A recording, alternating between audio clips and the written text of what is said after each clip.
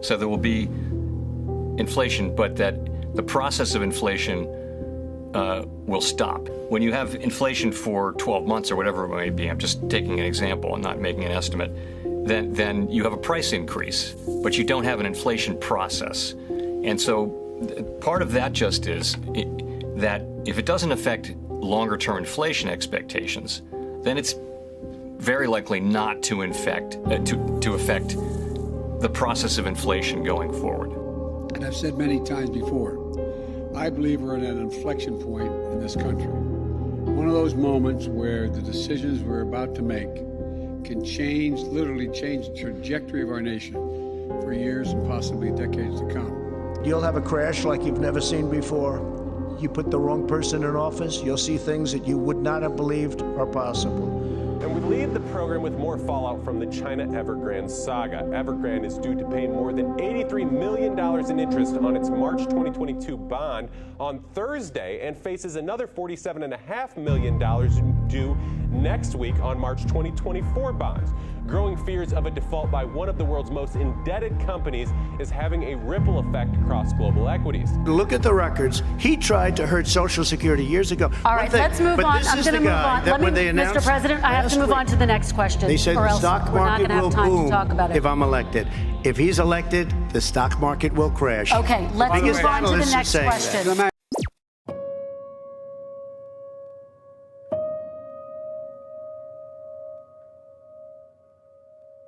Hey Datwan, how you doing today? How you feeling? Feeling good, feeling good. Okay, so we're going to talk about the market crash and what's happening in the stock market. What causes a market crash? It's a lot of variables that can cause a market crash. I think the biggest thing that I've seen over and over again is two things. Debt and greed. I think those are the biggest and the main factors when it comes to a market crash. Okay. Can we avoid a market crash?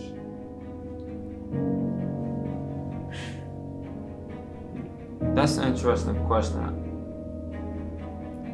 I don't think we can avoid a market crash when we have as much debt as we do.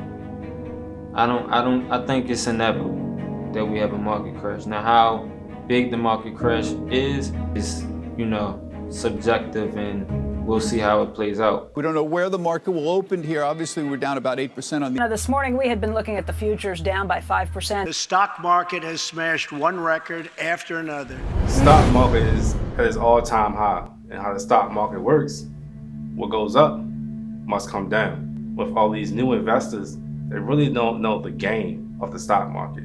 So once they start seeing a sell-off or a retracement, then they'll panic sell as well. And that will make the market crash even deeper. We live in a debt-based society. And the way the system is set up, you give people an opportunity to play, in the market by offering, credit or margin. The issue comes in when it's time to pay the debt. Don't play Russian roulette with our economy. I think slowly but surely the world may be breaking in a way due to a lot of economic factors and due to a lot of political and societal factors. Mental health crisis imploding. The money injected into the economy. Like, it was a lot of money put into the economy to suppress the collapse. And it was just a band-aid for the time being. If there is a crash, just know that it's not an overnight thing. Like, it's something that it's a process that has to be gone through. And it's my second largest holding, so it certainly didn't feel good when I started seeing this one today.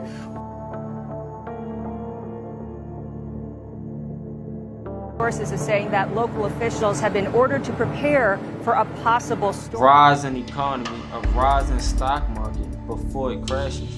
if you look at the Great Depression, they always call that the Roaring 20s. The Roaring 20s happened, and then in 1929, we seen Doomsday come. So I think it's important to look at the history, and I think some people may not consider this, but we might have had the Roaring 10s with 2010, 2011, 2012, and on up. And then 2020 was the big shock to everything. But I think it was held off because the Federal Reserve and the powers that be propped up the market and inflated the market. And when you inflate the market, people take more and more risk. When interest rates go up, the markets are going to crash. Liquidity crisis, which we're currently experiencing, not just domestically, but globally. I would say inflation, the rise of inflation. Think about a balloon, and when you blow air into a balloon, it continues to expand up until a point where it can expand no longer, and eventually it pops. What collapse is everything. High prices, no money being spent, no money being available. That's a collapse. Really gonna have to pay for it. Now, of course, that didn't turn out to be true. You could see the crash. Why do you think they called it the crash? I mean, it's really an airborne collapse metaphor. You can't crash if you're never left the ground. Americans have not made their full housing payments for July, including 19% who made no housing payments at all. And as some unemployment benefits are set to expire at the end of the month, we could expect to see a number of defaults to increase. The biggest catalyst that will trigger a market economy collapse is the Federal Reserve and all these central banks raising interest rates. The catalyst for this upcoming crisis should be the tapering, the interest rates. That's the most important thing right now. That's what everybody is waiting for. You don't know when it's gonna happen. You don't know how it's gonna happen, but it's gonna happen. We haven't gotten better, we've gotten worse. I think it's imploding from the inside out. The good thing about it is that it is a solution. I just spoke about the IMF and the IMF being formed, the Bretton Woods event. Bretton Woods happened in 1944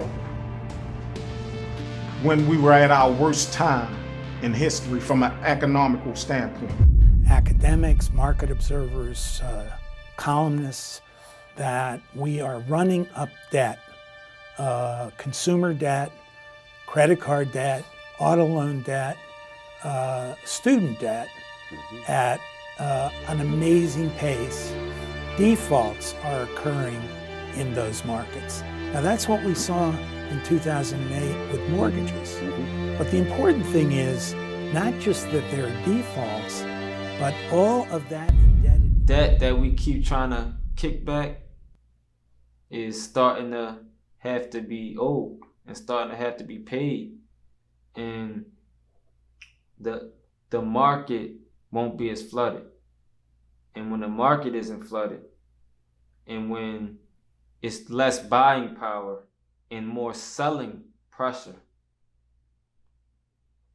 to liquidate, to pay back the debts that needs to be paid, you see the bubble go from here to here.